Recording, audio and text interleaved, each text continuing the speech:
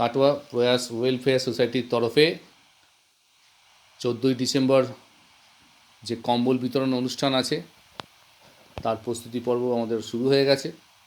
আমরা মোটামুটি সব জোগাড় করে ফেলেছি এবং আমাদের প্রত্যেক সদস্যদের 2টো করে কুপন দেওয়া হয়েছে এবং তাদেরকে অনুরোধ করছি তারা যেন প্রত্যেক মানুষের এই কুপনগুলো পৌঁছে দেন দুস্থ পরিবারকে। এই প্রসঙ্গে আমাদের সভাপতি শ্রী ধনঞ্জয় যশ দু কথা বলবেন।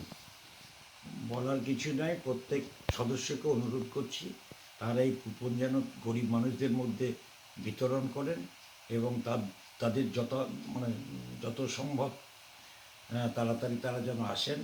কিন্তু আমাদের কম্বল বিতরণ হবে সকাল 10টা থেকে। এই অনুরোধ আবার আমি সদস্যদের কাছে রাখছি, আপনারা প্রত্যেকেই চেষ্টা করবেন হাজির হওয়ার।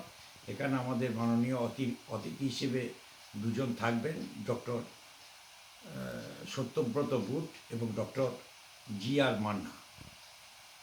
ধন্যবাদ। ধন্যবাদ।